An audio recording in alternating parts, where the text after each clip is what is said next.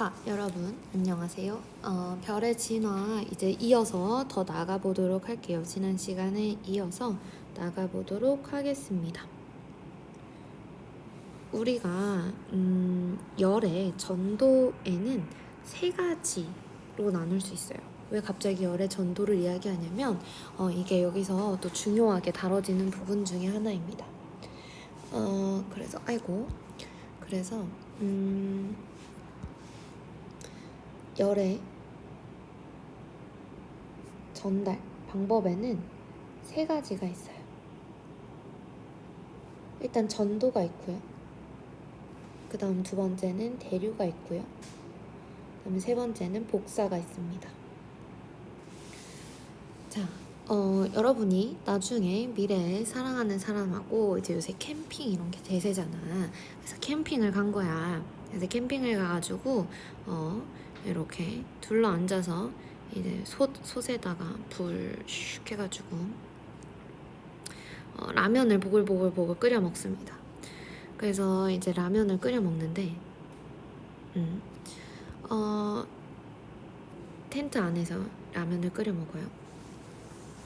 그러면 여기서 여러분들이 만약에 쇠젓가락을 라면을 한번 집어 먹으려고 쇠젓가락을 이렇게 댔어. 그럼 쇠젓가락이 뜨겁죠?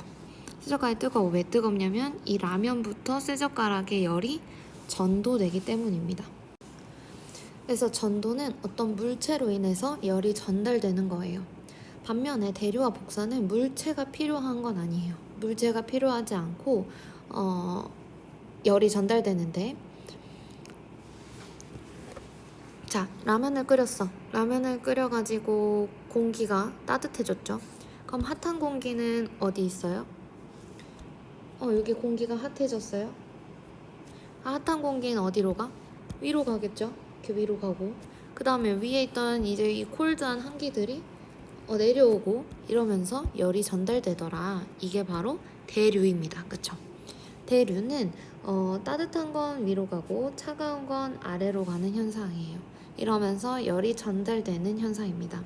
그래서 순환을 시키면서 점점점 텐트 안이 따뜻해지는 그 현상도 대류라고 말을 할 수가 있죠. 그 다음 복사 같은 경우에는 어떤 거냐면, 복사 같은 경우에는 그냥 이런 캠프파이어 같은 요 불이 켜져 있어서 내가 그냥 옆에 있음으로써 따뜻하잖아. 그게 바로 복사입니다. 그래서 복사 같은 경우에는 어떤 광원이라든지 열원이 내 주위에 있을 때 따뜻함이 느껴지는 거, 그걸 우리가 복사라고 합니다. 그래서 복사는 제가 요렇게 표시할 거예요.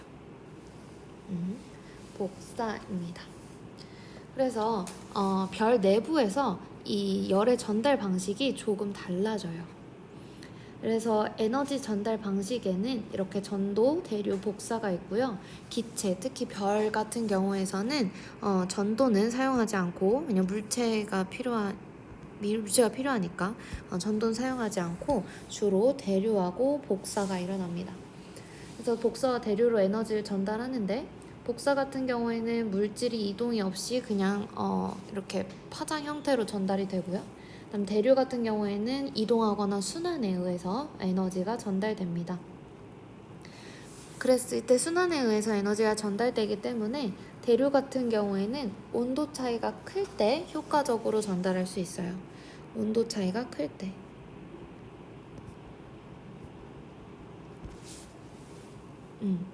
그래서 한번 봅시다.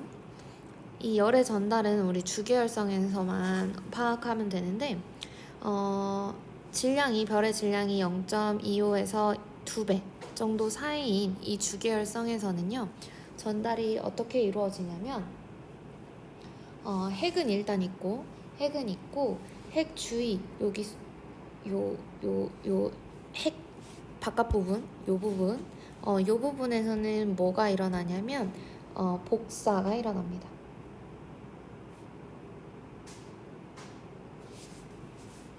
왜냐면 이 질량이 작은 이런 주계열성에서는 핵 말고 핵 바깥 요 부분에서 그렇게 큰 온도 차이가 일어나지 않아요.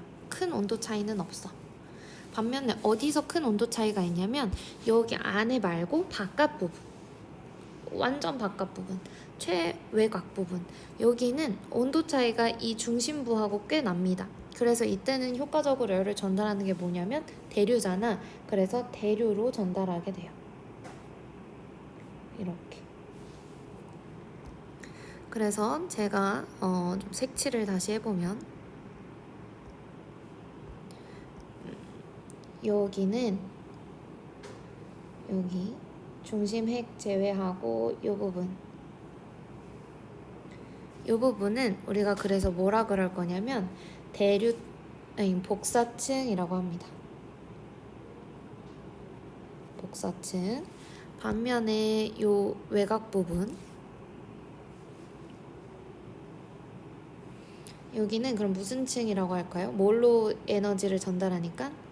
대류로 에너지를 전달하니까 여기는 대류층이라고 하겠죠. 그렇죠? 대류층이라고 합니다.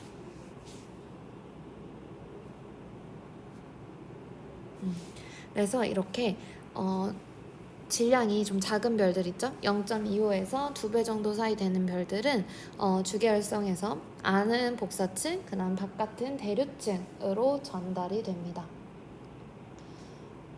그래서 여러분들 프린트 51쪽 보면은 나와 있어요.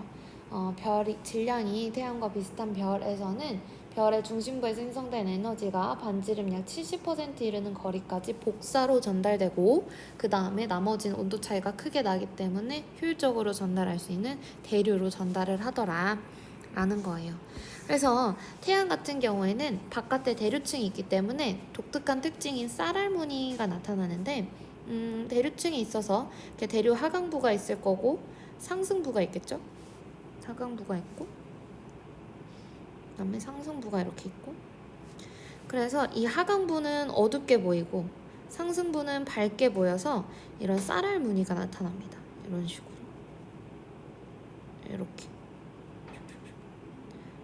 이렇게 생겼다고 생각하면 돼요. 그래서 대류층 때문에 나타나는 대표적인 예시가 태양의 쌀알 무늬예요. 태양 표면에 있는 쌀알 무늬. 네, 그렇습니다. 그렇구나. 에너지 전달 방식은 이렇게 다르구나. 그러면 질량이 다르면 또 좀 달라지겠다라는 거를 일단 예상할 수 있겠죠. 네, 그러면 그 다음 이제 우리 여기까지 끝난 거고요. 여기까지는 끝난 거고, 그 다음에 요 밑에 이제 요 밑부분 보도록 하겠습니다. 요 부분. 자, 일단 이 부분에 이제 질량을 파악을 해야겠죠. 여기는 어느 정도의 질량이냐면 일단 별이 어느 정도보다 크냐면 태양 2배보다 큽니다. 이제는 나눌 게 없어. 별이 태양의 2배보다 큰 질량을 갖는구나. 인 곳에서는 이렇게 주계열성에서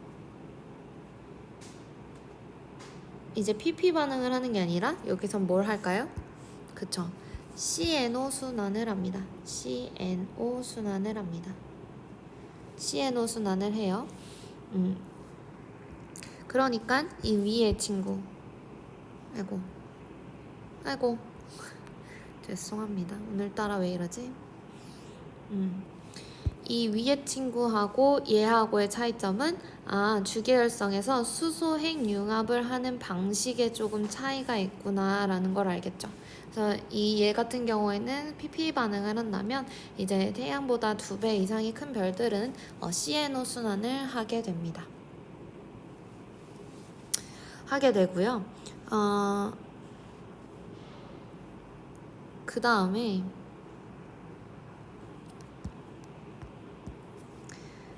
이 주계열성 같은 경우에는 그래서 CNO 순환을 하기 때문에 일단 수소가 헬륨으로 변환이 되고요. 그 다음에 질량이 2배 이상인 별 같은 경우에는 이 중심부하고 이 표면 온도 차이가 굉장히 커요. 그래서 일단 이 중심부 핵하고 그 다음에 여기 이 표면하고의 온도 차이가 너무 커서 이 중심부부터 대류로 열을 전달하게 됩니다.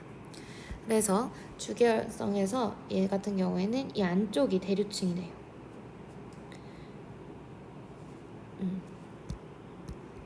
그래서 여기서는 이렇게 대류로 열을 전달하는구나. 그래서 여기를 우리가 대류층이라고 할게요. 대류층. 그 다음 반면에는 이제 조금 온도 차이가 덜 나기 때문에 완전 표면하고 이 안쪽 부분은 다시 복사층이 나타납니다. 그러니까 질량이 크다 보니까 이 중심핵하고 바로 윗부분에 그 온도 차이가 아주 크게 나거든요. 그래서 안쪽에 대류층, 그 다음에 이 바깥쪽에는 복사층이 나타나요. 그래서 여기 같은 경우에는 이렇게 전자기파 복사와 같은 복사로 에너지를 전달하게 됩니다. 그래서 여기가 복사층이 돼요. 반대입니다. 반대라고 생각하면 돼요. 그래서 중심부에서 대류로 에너지가 전달되고 바깥층에서는 복사로 에너지가 전달되더라 라는 것이고요. 어떤 문제를 풀다 보면은 대류핵이라는 말을 쓰기도 해요. 그래서 이 2배 정도 태양보다 2배 정도 큰 질량을 갖는 이 별들은 이 핵에서도 대류가 일어나서 대류핵이라는 표현을 쓰기도 합니다. 그래서 뭐 이렇게 대류층이라고 표현하는 경우도 있고, 뭐 대류핵부터 뭐 바깥까지 대류가 일어난다라고 하는 경우도 있고, 어쨌든 뭐가 제일 중요하냐면 그거 핵이 대류 일어나냐 안 일어나냐 보다는 바깥층이 복사층이고 안쪽이 대류층이다.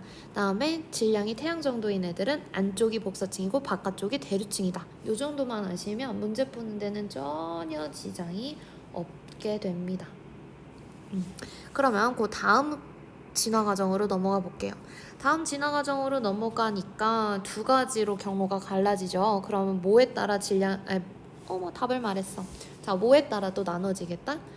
질량에 따라 조금 나눠지겠다라고 볼 수가 있겠죠. 그래서 질량에 따라서 어떻게 나눠지는지 볼게요.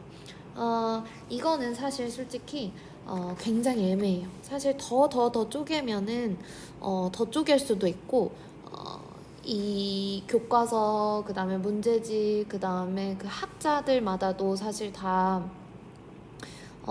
질량의 그 의견이 다 달라서 굉장히 여러 가지의 의견들이 있습니다. 존재하기 때문에 이 여러분들이 꼭 외워줘야 되는 질량 같은 경우에는 이제 요거 2배, 그 다음에 뒤에서 또 나올 질량이 있는데 지금 제가 나누는 질량은 아마도 문제도 나오기 어렵고 출제하기 어렵고 굉장히 책마다 다 달라서, 그리고 이건 되게 러프하게 기준을 잡은 거기 때문에 고등학교 수준에서 그렇기 때문에 명확하게 딱 이 질량이다 라고 할 수는 없습니다. 그걸 유의해 주시고, 일단 저는 표현을 이렇게 하겠지만 어쨌든 좀 더 큰 별이다 작은 별이다 이 정도만 알고 계시면 될 것 같아요. 그래서 이 정도는 어느 정도를 뜻하냐면 별이요 2배는 보단 크죠. 2배보단 큰데 4배보단 작은 별. 됐죠? 이 4배보다 작은 별은 이때는 뭐라고 해주냐면 태양하고 질량이 비슷하다라고 해줍니다. 그래서 제가 여기 표현하는 거는 2배에서 4배지만 태양하고 질량이 비슷한 별이에요. 그래서 태양하고 질량이 비슷한 별이기 때문에 태양하고 똑같은 진화 경로를 가집니다. 그래서 보면 동일한 진화 경로를 갖고 있죠. 그래서 여기까지가 태양하고 동일한 진화 경로이다 라고 말을 해주면 될 것 같아요. 그래서 똑같이 적색 거성이고요. 그래서 똑같이 중심부에서 헬륨 핵융합 반응을 일으키고 바깥쪽에서는 수소 핵융합 반응이 일어나고 있습니다. 그 다음 적색 거성 다음에 이제 맥동 변광성으로 넘어가고요.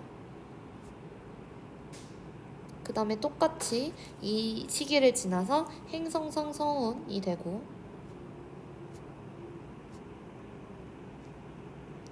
그 다음에 행성성 성운에서 마지막 백색 외성까지 진화하는 경로는 동일합니다. 아이, 그럼 선생님 이걸 왜 나눠가지고 귀찮게 2번 쓰게 하시나요? 이 나눈 이유는 뭐겠어? 어디서 나눠져요? 여기서 나눠지잖아. 그래서 얘는 태양과 비슷한 질량이지만, 그래서 진화 경로는 같지만 여기서 일어나는 일이 좀 달라요. 그것 때문에 제가 이렇게 2개를 나누는 거고, 그다음에 이 태양과 비슷한 질량을 갖는 별들의 진화 과정은 동일하게 됩니다.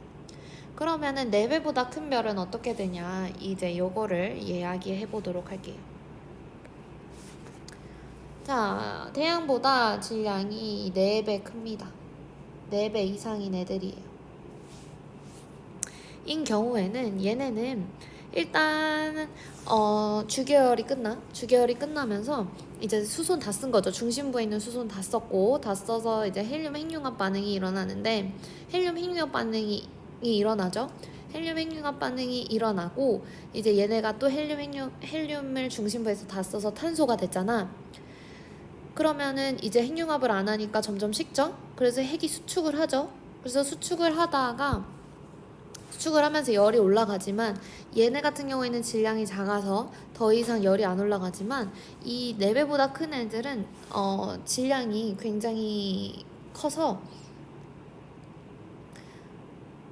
탄소의 핵융합이 일어난 온도까지 중력 수축을 합니다. 중심 핵이요. 그래서 탄소가 탄소 핵융합을 할 수 있을 정도로 이 중심부의 온도가 올라가기 때문에 중심부에서 탄소 핵융합이 일어나게 돼요. 그래서 중심부에서 탄소 핵융합이 일어나면은 그 중심부 말고 그 바로 바깥 외곽부 있죠. 거기에 있는 헬륨들이 여길 말하는 거예요. 거기서 수소 핵융합이 일어났잖아. 그래서 헬륨이 됐잖아. 근데 이 헬륨들이 또 핵융합을 하겠죠. 그래서 겉에서 또 핵융합이 일어나고, 그다음 그 바깥에 나머지 수소들도 온도 때문에 다시 또 핵융합이 일어납니다. 그래서 또 핵융합이 일어나고, 수소 핵융합이 일어나는 거겠죠. 그래서 수소 핵융합이 일어나고, 그래서 중심부에서, 즉 별의 중심부에서 탄소 핵융합이 일어나기 시작해요. 그럼 탄소 핵융합이 다 일어났어. 그래가지고 산소를 만들었다? 그러면 산소는 더 이상 핵융합을 할 수 있는 온도가 아니니까 또 중력 수축을 하겠죠? 그럼 중력 수축을 하면서 또 온도가 올라가겠지? 온도 어디까지 올라가냐면 산소 핵융합을 할 수 있을 만큼까지 올라가게 됩니다. 그럼 산소 핵융합이 다 끝났어. 그러면 얘네가 또 네온이나 마그네슘 같은 것들이 산출되거든요. 그럼 걔네 또 핵융합이 일어나요. 그래서 또 규소와 아니면 황 같은 애들이 생겨요. 규소와 황이 생기면서 걔네가 또 핵융합을 하면서 철을 만들어냅니다. 그래서 마지막 최종 철이 만들어진 다음에 그 뒤에 철은 핵융합을 하지 않아요. 철 같은 경우에는 굉장히 가장 안전한 핵자입니다. 그래서 이 친구 같은 경우에는 핵 융합을 하지도 않고 핵 분열을 하지도 않아요. 그렇기 때문에 철은 굉장히 안정한 상태를 갖고 있기 때문에 얘는 더 이상의 분열이나 융합이 일어날 수가 없어서 더 이상 아무것도 할 수가 없는 상태가 됩니다. 그래서 그런 모든 과정을 다 생략하고 제가 생성된 원소들을 한번 써보도록 할게요. 중심부에 일단 철이 생성됐고요.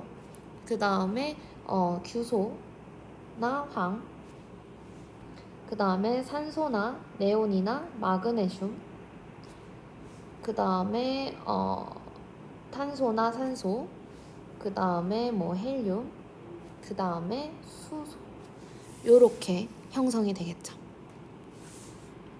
그래서 보면은 여기서 알 수 있는 것들을 한번 볼까요? 자, 이 내부로 갈수록 이 원소의 질량이 어떻게 되나요? 점점 커지고 있죠. 저 수소에서부터 점점 철로 갈수록 원자의 질량은 커지고 있구나 라는 걸 알 수 있고요. 그래서 수소들의 핵융합해서 헬륨 핵융합해서 탄소와 산소, 그다음에 탄소와 산소들이 핵융합해서 산소, 네온, 마그네슘, 얘네가 핵융합해서 규소나 황 같은 친구들 만들어내고, 얘네가 핵융합해가지고 철을 만들어냅니다. 그렇지만 철은 가장 안정한 원소이기 때문에 더 이상 핵융합 반응을 할 수가 없어요. 온도가 아무리 높아져도 핵융합 반응을 할 수는 없습니다. 그러면 어떻게 되나? 그러면 이제 더 이상 핵융합 반응을 안 하니까 점점점 식게 되겠죠. 점점점 중심부에서 수축하면서 식게 되는데 열이 올라도 더 이상 핵융합은 안 해요.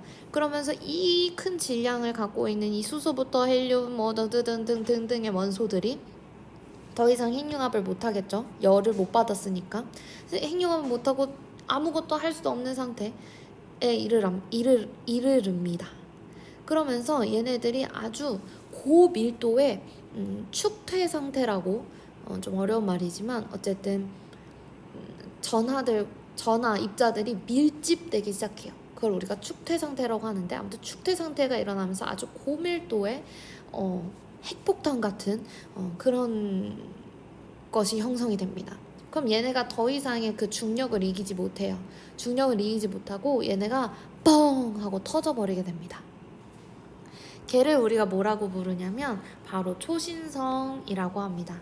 그래서 초신성이라고 하는데 초신성 폭발하고 초신성은 다른 건가요? 그게 아니라 초신성하고 초신성 폭발은 같은 거라고 보시면 돼요. 그 폭발하는 순간이 바로 초신성이라고 생각하면 됩니다. 그래서 그 폭발하는 그거를 우리가 초신성이라고 하기 때문에 초신성이 폭발하든 초신성이든 상관이 없어요. 어쨌든 초신성 폭발을 하면서 이 안에서 생성됐던 그 원소들 있죠? 뭐 수소, 헬륨, 탄소, 산소, 네온, 마그네슘, 실리콘, 그다음에 화학, 마지막 철까지 얘네들이 초신성 폭발로 인해서 이 우주 공간에 흩뿌려지게 됩니다.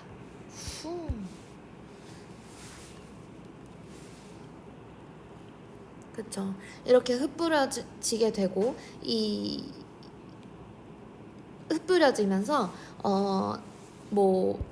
이제 융합을 하기 시작해요. 철보다 큰 애들이. 그러면서 금도 만들고 우라늄도 만들고 그래서 여러 가지 철보다 더 무거운 원소들을 만들어내기 시작합니다. 그래서 초신성 폭발로 인해서 이때 무슨 일이 일어나냐? 철보다 무거운 원소가 생성되더라.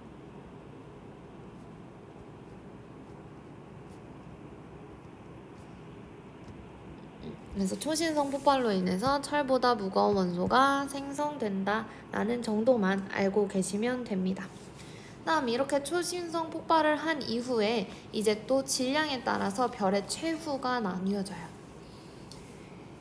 이때 우리는 질량에 따라서 나눌 건데 이 질량도 조금 외워주시는 게 좋습니다. 이제 중심 핵의 질량을 가지고 비교를 해볼 거예요. 일단 먼저 중심 핵의 질량이 어느 정도냐면 제 중심 핵이니까 질량에다가 여기 C를 쓸 거예요. 왜냐면 코어의 약자니까 질량인데 중심 핵의 질량이에요. 중심 핵의 질량이 1.4배, 태양의 1.4배에서 3배 정도 사이. 요 3배 정도 사이는 어떤 별이 되냐면요. 중성자별이 됩니다.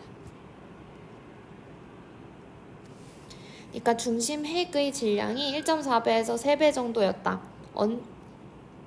1.4배에서 3배 정도였다 라고 하면은 이제 최후는 중성자별이 됩니다. 이 중성자별 같은 경우에는 중성자로 이루어져 있고 그다음에 얘네가 회전하면서 펄스를 내뿜는 하여튼 그런 아이들이에요. 그냥 중성자별이다 라고만 알고 계셔도 괜찮습니다. 그 다음에 중심 핵의 질량이 3배보다 큰 경우가 있어요. 코어니까 C라 쓸게. 그래서 3배보다 큰 경우에는 어떤 애가 되냐면 블랙홀이 돼요. 블랙홀은 빛도 빠져나갈 수 없는 곳이죠. 그래서 빛조차도 통과하지 않는 곳입니다. 여러분들 혹시 블랙홀 사진 찍힌 거 보셨나요? 한 2년 전쯤에 블랙홀 사진을 찍었었는데 그것이 바로 블랙홀이고요. 블랙홀 같은 경우에는 하여튼 들어가면은 살아남을 수 없는 곳이게 되겠죠. C가 좀 안 C 같으니까 다시 C. 그래서 여러분들이 외울 거는 뭐냐면 그 다음에 이 조건을 외워주시면 되고 그 다음에 만약에 그러면 중심 핵의 질량이 1.4배보다 작으면요. 그치? 중심 핵의 질량이 1.4배보다 작게 되면 백색 외성이 됩니다.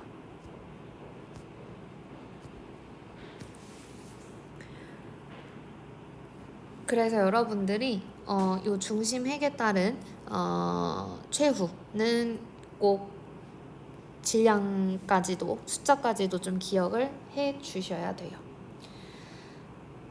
네, 그래서 그리고 여러분들 대부분의 백색 개성은 사실 중심핵이 질량이 1.4배보다 이제 작아야 되기 때문에 대부분 이제 질량이 4배보단 크지 않고 요 안에 들어갑니다. 그러니까 뭔 말이냐면 4배보다 큰 별일 때 이렇게 중성자별과 블랙홀이 되잖아요. 그러니까 4배보다 큰 별일 때 중심핵이 요것밖에 될 수는 없어요. 주로. 그래서 중심핵의 질량이 이제 백색 외성이 되려면 전체 질량이 4배보다 좀 작아야 중심핵의 질량이 1.4배보다 작게 나타나게 합니다. 근데 이것도 주로인 거지 당연히 예외는 있어요. 그래서 무조건 여기서만 백색 외성이 나타나고 여기서는 이제 백색이 나타날 수 없다. 뭐 이렇게 얘기할 수는 없어요. 또 초신성 폭발 이후에 백색 외성이 나타나는 그런 별도 있거든. 그래서 확실하게 뭐 이건 이거 딱딱딱 정해진 건 없고 제가 체크하는 포인트들만 정해진 거기 때문에 걔네는 숫자를 꼭 외워주면 좋겠습니다. 그래서 제가 체크드린 포인트가 어떤 거냐면 제가 이렇게 빨강 펜으로 형광펜 친 거의 질량은 꼭 외워주셔야 돼요. 그럼 뭐 있었냐면 제가 친 것 중에 요거, 그다음에 요거 있었죠. 그러니까 우리는 이것만 외우면 돼요. 질량은 그다음에 나머지는 이제 여러분들이 추가적으로 더 암기해 주시면 될 것 같습니다. 자, 이렇게 해서 여러분 매우 간단하고도 어이없게도 나눠드린 프린트의 모든 그 분량이 끝났습니다. 하하하. 그래서 일단 제 생각에는 온라인으로 이걸 다시 정리하는 거는 어차피 또 들으면 되는 거잖아요. 그렇기 때문에 저와 이거는 교과서 사진, 그 다음에 그림, 그 다음에 프린트 이런 걸 보면서 정리는 등교하고 나서로 미루겠습니다. 등교하고 나서로 미루겠고 그 다음에 우리 수행평가는 11월 5일에 보려고는 하는데 아직 확실하게 모르겠으니 일단 거기까지만 이야기를 해보도록 할게요. 그래서 이거 총 정리는 만약에 11월 5일에 수행평가를 보게 되면 8일이나 9일쯤에 할 거고요. 수행평가를 안 보게 되면 이제 5일에 정리하도록 하겠습니다. 네, 수고 많으셨습니다. 오늘도 좋은 하루 되세요.